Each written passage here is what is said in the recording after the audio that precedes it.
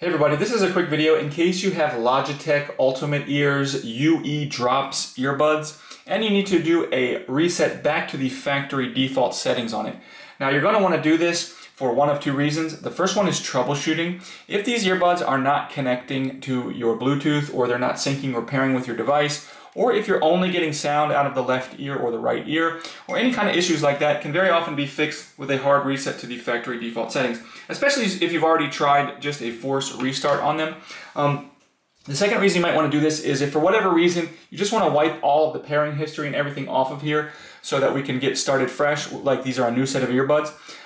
So if you want to do that, the first thing to do is just to go into whatever devices you've had these paired with in the past and delete those connections from those devices. Once you do that, you can go ahead and put your earbuds back in the case as shown here and just come in and press and hold this button in the middle for about 3 seconds and then release it. And then you should see one light and then 3 rapidly flashing lights here. Once that happens, then come in and on this button, you're just going to tap it twice rapidly like this, boom, boom.